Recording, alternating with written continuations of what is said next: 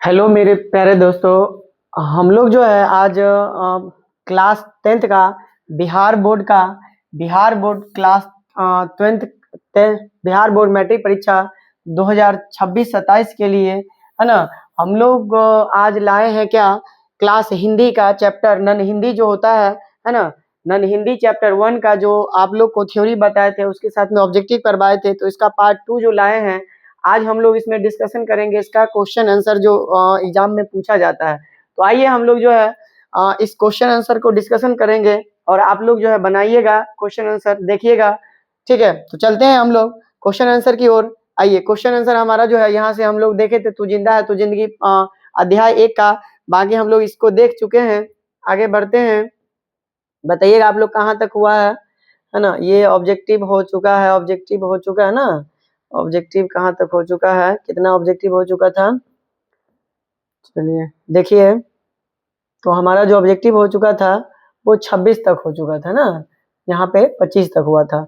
और पार्ट 2 है हमारा, आज पार्ट 2 होगा। पार्ट 1 हम लोग देख लिए थे, तो पार्ट 2 हमारा होगा यहाँ पे क्या, 26 नंबर है। तू जिंदा है तो पाठ की कौन सी विधा है, पाठ की कौन सी विधा है, तो हम लोग देखेंगे। तू जिंदा है तो पाठ की कौन सी विधा है, कविता है। क्या है, कविता है हमारा, ठीक है ना।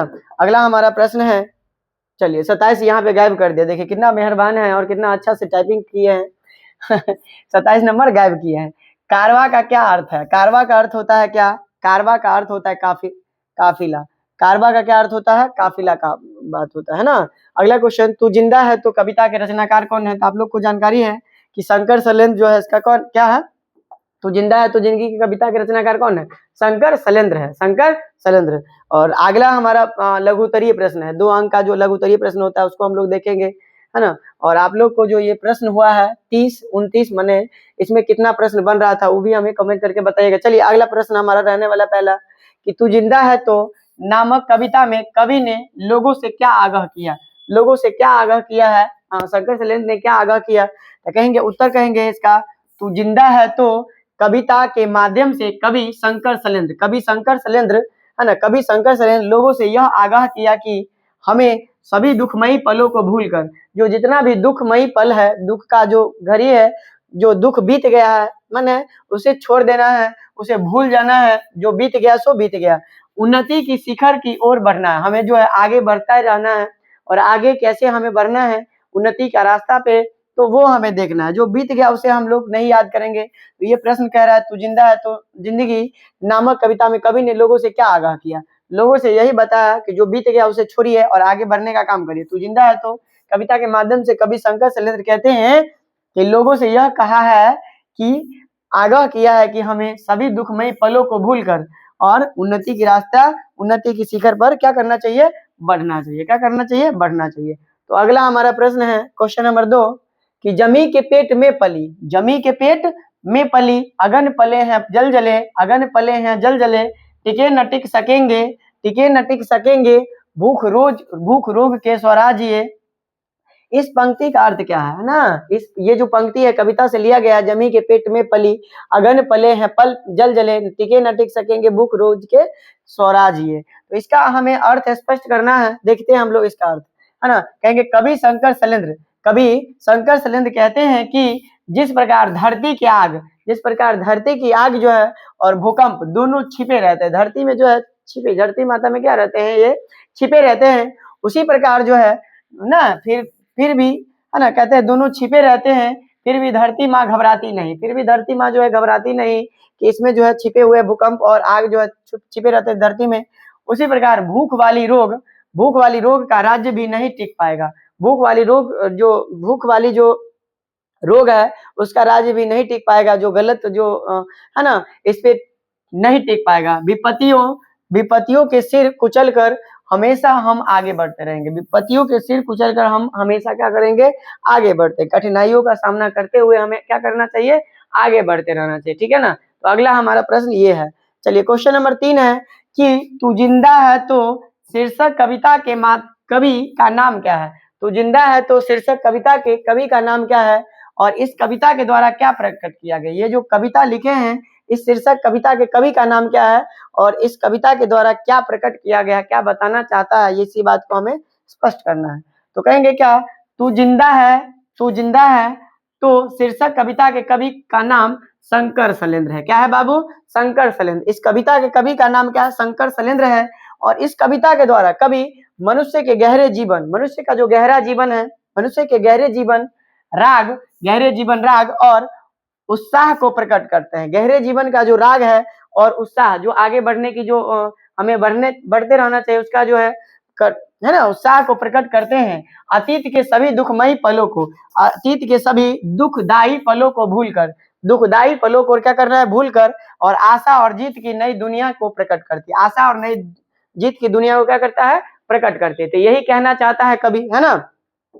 तो आप लोग इसको याद कर लेंगे और अच्छे ढंग से याद कर लेंगे, ठीक है ना। इसको क्या कर लेंगे? बहुत बढ़िया से जो है इसको याद कर लेंगे, है ना। और ये पढ़ के अगर आपको जो है इसका स्क्रीनशॉट मार लीजिएगा या फिर वीडियो को रोक कर उसको जो है लिख लीजिएगा, ठीक है ना। चलिए आगे हमारा जो क्वेश्चन है, हमारा क्वेश्चन चौथा है कि तू जिंदा है तो शीर्षक कविता क्या प्रकट करती है। ये जो शीर्षक कविता है, तू जिंदा है तो जिंदगी, ये क्या कविता जो है प्रकट करती है? तो कहेंगे क्या? तू जिंदा है तो शीर्षक कविता शंकर शैलेंद्र के द्वारा रचित है। किसके द्वारा रचित है? शंकर शैलेंद्र के द्वारा रचित है।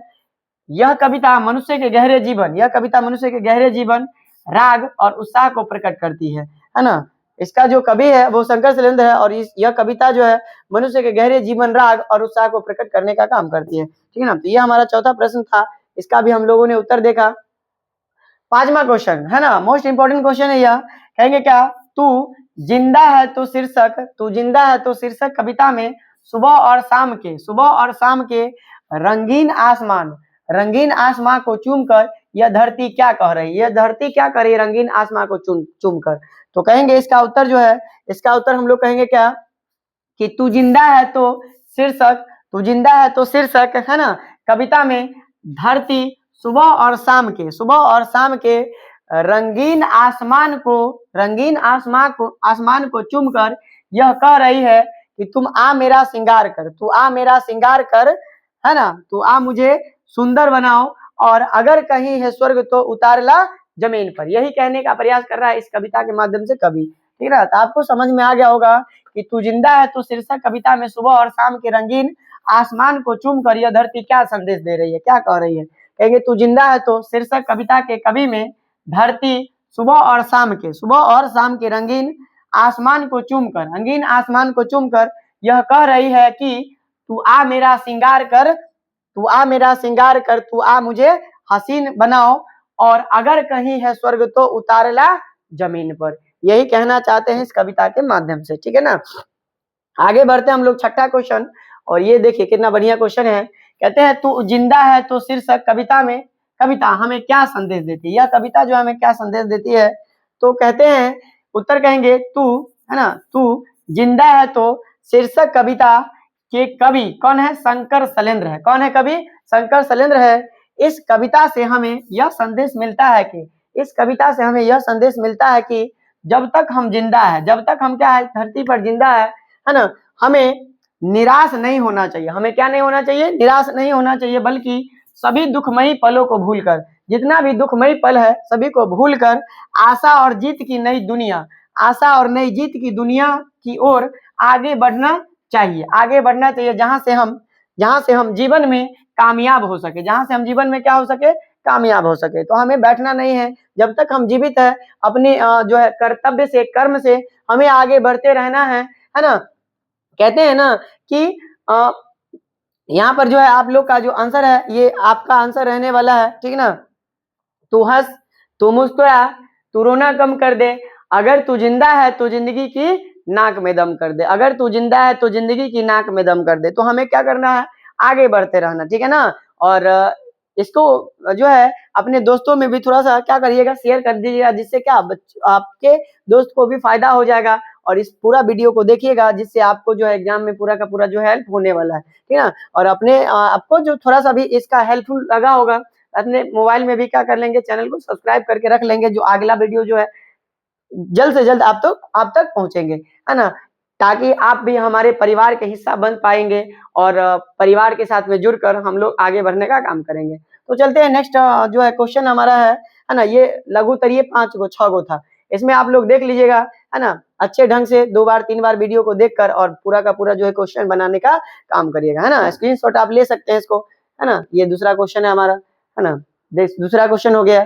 उसके बाद में क्वेश्चन नंबर 3 है, ये देख लीजिए, स्क्रीनशॉट आप ले सकते हैं या फिर रोक के भी लिख सकते हैं वीडियो को। अगला क्वेश्चन है हमारा चौथा, ये चौथा क्वेश्चन है, पूरा का पूरा सटीक आंसर। चलिए 5वां क्वेश्चन हमारा है, देख लीजिए, स्क्रीनशॉट लेना है आप ले सकते हैं। चलते हैं हमारा, है ना। और ये छठा क्वेश्चन है, छठा क्वेश्चन देख लीजिए, इसका भी स्क्रीनशॉट ले लीजिए। चलिए, दीर्घ उत्तरीय प्रश्न, यानी कि दीर्घ उत्तरीय प्रश्न 5 अंक का हमारा सवाल है और 5 अंक का सवाल एक क्वेश्चन जो है कविता से पूछा ही जाता है, तो हमें ध्यान में रखना है। और ध्यान में रखकर ही पहला क्वेश्चन हम लोग देखते हैं क्या लिखा हुआ है। कहते हैं भावार्थ लिखे, क्या लिखे, भावार्थ लिखे, 100 प्रसंग व्याख्या कीजिए। 100 प्रसंग व्याख्या 2025 में पूछा गया क्वेश्चन है, इंपॉर्टेंट क्वेश्चन है जो कि हमें याद कर लेना है बढ़िया से। कहेंगे क्या, कहते हैं क्वेश्चन, बुरी है आग पेट की, बुरी है आग पेट की, बुरे हैं दिल के दाग ये, दिल होगा यहाँ पे, बुरे हैं दिल के दाग ये न दब सकेंगे एक दिन, बनेंगे इनकलाब ये, है ना। कहते हैं कि बुरी है आग पेट के, बुरे हैं दिल के दाग ये, न दब सकेंगे एक दिन, बनेंगे इनकलाब ये, गिरेंगे जुल्म के महल, गिरेंगे जुल्म के महल, बनेंगे फिर नवीन घर, अगर कहीं है स्वर्ग तो उतार ला जमीन पर। ये इसका भावार्थ लिखना है, ये कविता से लिया गया है ना, एक अंश है। इसे क्या करना है, तो इसमें जो है आपको भाव लिखना है, इसका व्याख्या करना है, भावार्थ लिखना है। कहेंगे क्या, इसका लिखने का एक तरीका होता है, क्या एक तरीका होता है सर, कि कहेंगे प्रस्तुत पंक्तियां जो है, प्रस्तुत पंक्तियां वो शंकर सलेंद्र द्वारा रचित, शंकर सलेंद्र द्वारा रचित तू जिंदा है तो शीर्षक कविता से, तू जिंदा है तो जिंदगी शीर्षक कविता से लिया गया है। ये अच्छे ढंग से ये पहला लाइन को आपको लिखना पड़ेगा, जिससे पता चल पाएगा कि आप जो है कहाँ से लिख रहे हैं, किस चैप्टर से लिया गया है, कौन लेखक है ना। इस पंक्ति के माध्यम से कवि का कहना, कवि शंकर सलेंद्र का कहना है, कवि का कहना है कि पेट की भूख, पेट की भूख की आग बहुत ही क्या होती है, बुरी होती है। पेट की भूख की आग बहुत ही बुरी होती है, पेट के कारण लोग ना जाने क्या क्या करते हैं, ठीक है ना। तो पेट की आग की भूख जो है बहुत बड़ी होती है ना, बुरी होती है, परंतु जब ये ज्वालामुखी का रूप धारण करेंगे, जब ये पेट की भूख का जो ये आग होती है वो अगर ज्वालामुखी का रूप धारण करेंगे तो अत्याचारियों के महल, तो अत्याचारी जो जुल्म कर रहे हैं, जो अत्याचार कर रहे हैं, अत्याचारियों के महल ध्वस्त हो जाएंगे। जो अत्याचार करके, है ना, गलत काम करके, है ना, धन इकट्ठा किए हैं या फिर अपना रुतबा शोहरत जो है बनाए हैं, सारा का सारा धाराशायी हो जाएंगे और नवीन घर बनेंगे। और जो सच्चाई के रास्ते पे चल रहे हैं, थोड़ा थोड़ा ही सही आगे बढ़ रहे हैं, उसका एक नवीन घर बनेंगे।